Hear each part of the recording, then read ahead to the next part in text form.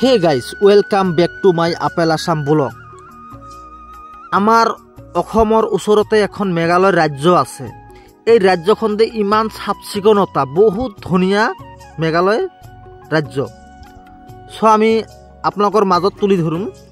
আপোনালোকে দেখে আমি সদায় মেঘালয়ৰ ভিডিঅ' বনাই থাকোঁ। মেঘালয়ৰ বিভিন্ন জেগা দেখাওঁ আমি। আজি এনেকুৱা জেগা দেখাম, আপোনালোকে হয়তো কেতিয়াও এইবিলাক জেগা দেখা নাই। যদি ভিডিঅ'টো স্ক্ৰিপ্ট কৰে তেনেহ'লে এই যোনটো জেগা দেখিব বিচাৰিছে এই জেগাখন দেখিব নোৱাৰিব। তো তাৰ কাৰণে আপোনালোকক আহ্বান জনাওঁ, ভিডিঅ'টো স্ক্ৰিপ্ট নকৰি কমপ্লিট চাব।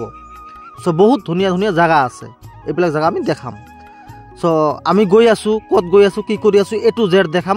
এই ভিডিঅ'ৰ মাধ্যমত দেখিব পাৰিব। এনেকুৱা ধৰণৰ ভিডিঅ' কেতিয়াও কোনে দিয়া নাই। আমি ফাৰ্ষ্ট টাইম দি আছোঁ, আপোনালোকে এই ভিডিঅ'টো চাই থাকক। আমি বিভিন্ন জেগা ঘূৰি ভাল পাওঁ। মেঘালয়ৰ বহুত আপোনালোকে জানে যে মেঘালয় এখন ৰাজ্য যদিও বহুত চাফ চিকুণতা।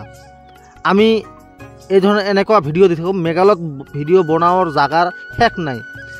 নেচাৰেল জেগা, যোনটো বস্তু পোৱা যায় নেচাৰেল, সাৰ নথকা বস্তু পোৱা যায়।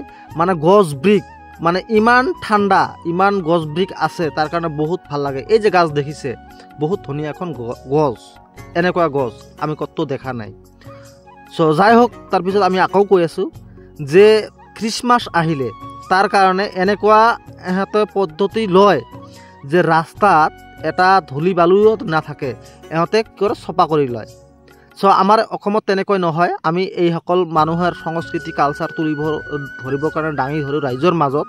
আপোনালোকে জানে যে আমি সদায় মেঘালয়ত থাকোঁ, মেঘালয়ৰ ভিডিঅ'বিলাক আমি দিওঁ। এটা ভিডিঅ' বনাওঁতে বহুত কষ্ট হয়। আপোনালোকে কেনেকৈ আঁকোৱালি লয় নাজানো। মোক আঁকোৱালি ল'ব বুলি আশা কৰোঁ। আমি বিভিন্ন জেগা দেখে ভাল পাওঁ, বিভিন্ন জেগা যদিও ঘূৰোঁ। এইবুলি আজিও এনেকুৱা ভিডিঅ' লৈ আহিলোঁ। বহুত এটা ভিডিঅ' বনাওঁতে বহুত কষ্ট হয়। হওক, আমি আপোনালোকৰ মাজত দাঙি ধৰোঁ। যদিও আমি ফেচবুকত কাম কৰোঁ, সেই হিচাপত আমি দাঙি ধৰোঁ আপোনালোকৰ মাজত। আপোনালোকে দেখিব পাৰিছে কোনটো জেগা দেখিব বিচাৰে, আমি এই জেগাটো আপোনালোকৰ ভিডিঅ'ৰ মাধ্যমত আমি দেখাম। আপোনালোকে চাই থাকিব ভিডিঅ' আপেল আসাম ব্লগ। এই জেগাটোতো দেখিব পাৰিছে ৰাস্তাৰ, মানে যদিও আপোনালোকে জানে প্লেন এৰিয়া নহয়, হিলছ এৰিয়া হয়। যেতিয়া বৰষুণ আহে 10 মিনিট পিছতে ইয়াৰ পানীটো নাই হৈ যায়।